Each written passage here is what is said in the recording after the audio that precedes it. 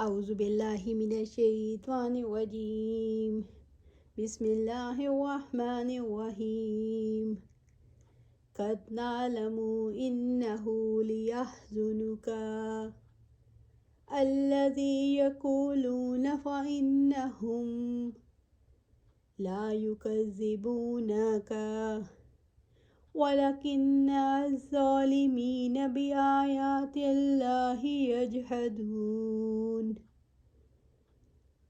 یقیناً ہم جانتے ہیں کہ بے شک آپ کو یقیناً غمزدہ کرتی ہیں جو وہ کہتے ہیں، تو یقیناً آپ کو نہیں جھٹلاتے بلکہ ظالم اللہ تعالیٰ کی آیات ہی کا انکار کرتے ہیں۔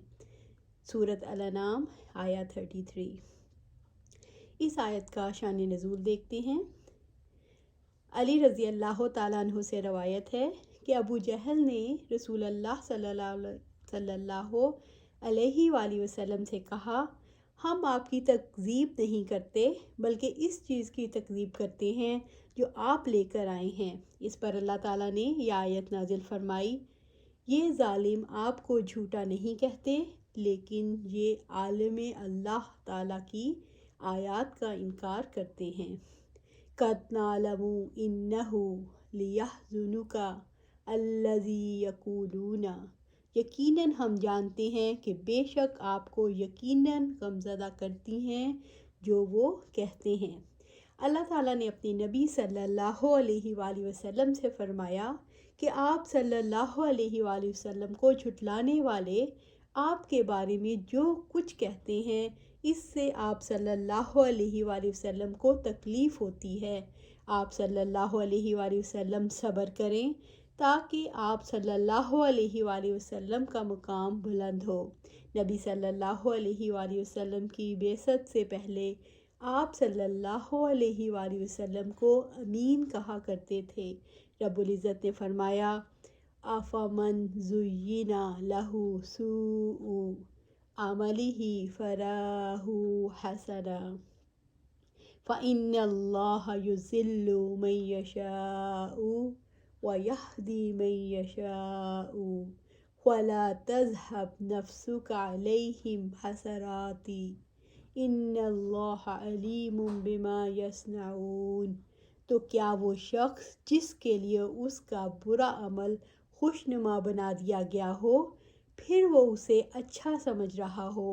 پس یقیناً اللہ تعالیٰ جس کو چاہتا ہے گمراہ کرتا ہے اور جس کو چاہتا ہے ہدایت دیتا ہے۔ چنانچہ آپ کی جان ان پر افسوس کر کے نہ جاتی رہے، یقیناً اللہ تعالیٰ خوب جاننے والا ہے جو کچھ بھی وہ کرتے ہیں۔ سورۃ فاطر آیا 8۔ لَعَلَّكَ بَاخِعٌ نَفْسَكَ أَلَّا يَكُونُوا مُؤْمِنِينَ، شاید آپ خود کو ہلاک کرنے والے ہیں کہ وہ مومن کیوں نہیں ہوتے۔ سورۃ الشعراء آیا 3۔ وَلَعَلَّكَ بَاخِعٌ نَفْسَكَ عَلَىٰ آثَارِهِمْ إِن لَّمْ يُؤْمِنُوا بِهَٰذَا الْحَدِيثِ أَسَفًا، پس شاید آپ ان کے پیچھے غم ہی سے خود کو ہلاک کرنے والے ہیں کہ وہ اس کلام پر ایمان نہیں لاتے۔ سورۃ الکہف آیا 6۔ فَإِنَّهُمْ لَا يُكَذِّبُونَكَ وَلَكِنَّ الظَّالِمِينَ بِآيَاتِ اللَّهِ يَجْحَدُونَ، جو وہ کہتے ہیں تو یقیناً آپ کو نہیں جھٹلاتے بلکہ ظالم اللہ تعالیٰ کی آیات ہی کا انکار کرتے ہیں۔ ظالم نبی صلی اللہ علیہ وآلہ وسلم کو نہیں اللہ کی آیت کو جھٹلاتے ہیں۔ اس کی کوئی مثال دیکھتے ہیں۔ ابو جہل نے اللہ تعالیٰ کے رسول سے کہا، اے محمد صلی اللہ علیہ وآلہ وسلم، اللہ کی قسم ہم تمہیں نہیں جھٹلاتے، یقیناً تم ہمارے درمیان ایک سچے آدمی ہو، مگر ہم اس چیز کو جھٹلاتے ہیں جس کو تم لائے ہو۔ نبی صلی اللہ علیہ وآلہ وسلم کی بعثت سے پہلے آپ صلی اللہ علیہ وآلہ وسلم کو امین کہا کرتے تھے۔ اللہ تعالیٰ کی ان آیات کو جھٹلاتے ہیں جن کو اللہ تعالیٰ نے آپ صلی اللہ علیہ وآلہ وسلم کے ہاتھ پر ظاہر کیا۔ یہ آیت دلیل ہے اس بات کی کہ نبی کریم صلی اللہ علیہ وآلہ وسلم کا مقام اللہ سبحانہ تعالیٰ کے نزدیک اتنا بلند و بالا ہے کہ اس کے بعد کوئی مقام نہیں۔ اسی وجہ سے اللہ تعالیٰ نے اپنے نبی کی تکذیب کو اپنی آیتوں کی تکذیب قرار دیا ہے۔ مکہ کے لوگ رسول اللہ کو سچا انسان مانتے تھے، مگر آپ کی زبان پر جاری ہونے والے سچے کلام کو نہیں مانتے تھے۔ اس کا کیا سبب تھا؟ جب کسی انسان کو سچا انسان کہا جاتا ہے تو یہ تسکین رہتی ہے کہ ہمارے جیسا انسان ہی ہے، جبکہ یہ مانا کہ کسی کی زبان پر اللہ کا کلام جاری ہوا ہے، اسے اپنے سے اونچا درجہ دینا ہے۔ یہ اعتراف انسان کے لیے مشکل ترین کام ہے۔ کسی کے متعلق یہ ماننا کہ اس کی زبان پر اللہ تعالیٰ کا کلام جاری ہوا ہے، دراصل اسے بہت بڑا اعزاز دینا ہے۔ یہ اعزاز کم ظرف دینے کے لیے تیار نہیں ہوتے، اس لیے سچے انسان کی زبان سے بھی سچے کلام کو سن کر تسلیم نہیں کرتے۔ اہل مکہ نے رسول اللہ صلی اللہ علیہ وسلم کو جھٹلایا تھا۔ کیا سبب تھا؟ اہل مکہ کے جھٹلانے کا سبب بھی یہی تھا کہ وہ سمجھتے تھے کہ اس دعوت کو ماننے کے نتیجے میں ہم سے ہماری قیادت چھن جائے گی۔ وَلَقَدْ كُذِبَتْ رُسُلٌ مِّن قَبْلِكَ فَصَبَرُوا عَلَىٰ مَا كُذِبُوا وَأُوذُوا حَتَّىٰ آتَاهُمْ نَصْرُنَا وَلَا مُبَدِّلَ لِكَلِمَاتِ اللَّهِ وَلَقَدْ جَاءَكَ مِن نَّبَإِ الْمُرْسَلِينَ۔ اور بلا شبہ یقیناً آپ سے پہلے بھی رسولوں کو جھٹلایا گیا، تو انہوں نے اس پر صبر کیا جو وہ جھٹلائے گئے اور ایذا دیے گئے، یہاں تک کہ ان کو ہماری مدد آ گئی، اور اللہ تعالیٰ کی باتوں کو کوئی بدلنے والا نہیں۔ اور بلا شبہ آپ کے پاس یقیناً رسولوں کی کچھ خبریں آ چکی ہیں۔ سورۃ الانعام آیت 34۔ دعوت حق ایک ہے۔ نبی صلی اللہ علیہ وآلہ وسلم کو تسلی دی گئی ہے کہ آپ صلی اللہ علیہ وآلہ وسلم قوم کے جھٹلانے کی پرواہ نہیں کرتے ہوئے اولو العزم پیغمبروں کی طرح صبر کریں اور پورے اطمینان سے فرائض ادا کریں۔ خباب بن الارت رضی اللہ تعالیٰ عنہ نے کہ ہم نے رسول اللہ صلی اللہ علیہ وسلم سے اپنا راز بیان کیا۔ صلی اللہ علیہ وآلہ وسلم اس وقت کعبہ کے سائے میں اپنی چادر پر بیٹھے ہوئے تھے، یعنی اپنا حال اظہار، کیونکہ آپ کو پتہ ہے اس وقت خباب رضی اللہ تعالیٰ عنہ کے ساتھ کیا ہو رہا تھا۔ ہم نے عرض کیا کہ کیوں نہیں آپ ہمارے لیے اللہ تعالیٰ سے مدد مانگتے اور اللہ سے دعا کرتے۔ نبی صلی اللہ علیہ وآلہ وسلم نے فرمایا، تم سے پہلے بہت سے نبیوں اور ان پر ایمان لانے والوں کا حال یہ ہوا کہ ان میں سے کسی ایک کو پکڑ لیا جاتا اور گڑھا کھود کر اس میں انہیں ڈال دیا جاتا، پھر آرا لایا جاتا اور ان کے سر پر رکھ کر 2 ٹکڑے کر دیے جاتے، اور لوہے کے کنگھے ان کے گوشت اور ہڈیوں میں دھنسا دیے جاتے، لیکن یہ آزمائش بھی انہیں ان کے دین سے نہیں روک سکتی تھی۔ اللہ کی قسم، اس اسلام کا کام مکمل ہوگا اور ایک سوار صنعاء سے حضرموت تک اکیلا سفر کرے گا، اور اسے اللہ تعالیٰ کے سوا اور کسی کا خوف نہیں ہوگا، اور بکریوں پر سوائے بھیڑیے کے خوف کے اور کسی کے لوٹ وغیرہ کا کوئی ڈر نہ ہوگا، لیکن تم جلدی کر رہے ہو۔ لوگ اس دعوت کو جھٹلاتے ہیں۔ رب العزت کا فرمان ہے، فَاصْبِرْ كَمَا صَبَرَ أُولُو الْعَزْمِ مِنَ الرُّسُلِ وَلَا تَسْتَعْجِل لَّهُمْ كَأَنَّهُمْ يَوْمَ يَرَوْنَ مَا يُوعَدُونَ لَمْ يَلْبَثُوا إِلَّا سَاعَةً مِّن نَّهَارٍ بَلَاغٌ فَهَلْ يُهْلَكُ إِلَّا الْقَوْمُ الْفَاسِقُونَ۔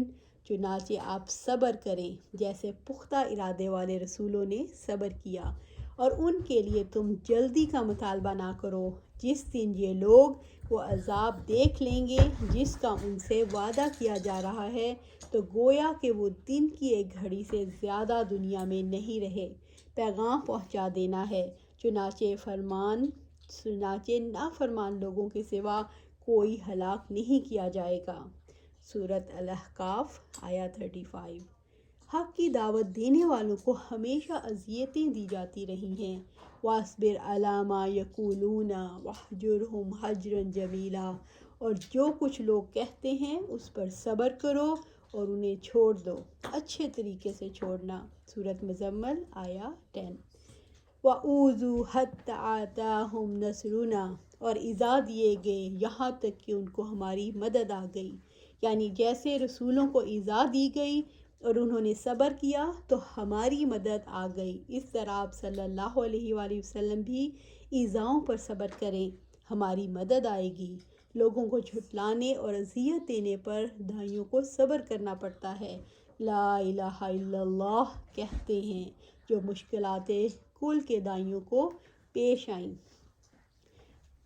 ہر داعی حق کے راستے پر ہی ہوتا ہے، ہر داعی کل کی یعنی اللہ سبحانہ تعالیٰ ہی کی حق کی ہی دعوت دیتا ہے۔ اللہ تعالیٰ کی مدد اللہ تعالیٰ کے اصولوں کے مطابق وقت پر آتی ہے۔ اللہ کی سنت کسی داعی کی نیک نیتی، اخلاص اور شدید خواہش بدل نہیں سکتی۔ رسول اللہ صلی اللہ علیہ وآلہ وسلم کو ان کے جھٹلائے جانے پر کیسے تسلی دی گئی؟ تم سے پہلے رسول بھی جھٹلائے جا چکے، پہلے رسولوں نے تکذیب پر صبر کیا، رسولوں کے صبر کے بعد ہماری مدد پہنچ گئی۔ اللہ تعالیٰ کی باتیں کسی کے جھٹلانے سے بدلنے والی نہیں۔ وَلَا مُبَدِّلَ لِكَلِمَاتِ اللَّهِ، اور اللہ تعالیٰ کی باتوں کو کوئی بدلنے والا نہیں۔ اللہ تعالیٰ کے وعدوں اور وعیدوں کو کوئی بدلنے والا نہیں۔ اس نے فرمایا إِنَّا لَنَنصُرُ رُسُلَنَا وَالَّذِينَ آمَنُوا فِي الْحَيَاةِ الدُّنْيَا وَيَوْمَ يَقُومُ الْأَشْهَادُ، یقیناً ہم مدد کرتے ہیں اپنے رسولوں کی اور ان لوگوں کی جو ایمان لائے، دنیا کی زندگی میں بھی اور جس دن گواہ کھڑے ہوں گے۔ سورۃ المومن آیا 51۔ اس کی باتیں بدل نہیں سکتی۔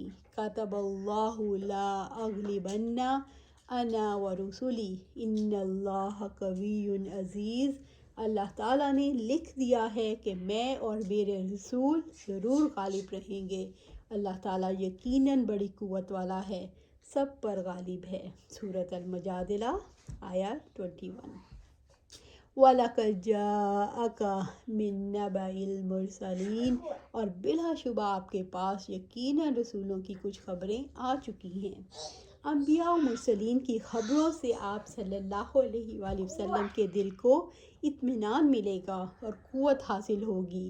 بل جاء بالحق وصدق المرسلین، نبی کریم صلی اللہ علیہ وآلہ وسلم کو مزید تسلی دی جا رہی ہے کہ جب مصیبت عام ہوتی ہے تو اس کا برداشت کرنا آسان ہوتا ہے۔ تو اللہ تعالیٰ سے دعا ہے کہ ہم بھی اپنی جو مشکلات ہیں ان کو زیادہ توجہ نہ دیں۔ یہ مشکلات آتی ہیں، حق کوئی ایزیلی مانتا نہیں ہے، لیکن ہم نے حق کو ہر وقت پھیلانا ہے، حق کا ساتھ دینا ہے اور حق پر چلنا ہے اور رول ماڈل بن کے دکھانا ہے تاکہ دوسرے لوگ بھی اس میں چلتے چلے آئیں، ایک جماعت بن جائے اور اس پہ چلتے چلے جائیں۔ اللہ تعالیٰ سے دعا ہے کہ ہمیں قرآن و سنت پر چلا دے اور اس پر استقامت عطا فرمائے۔ آمین یا رب العالمین۔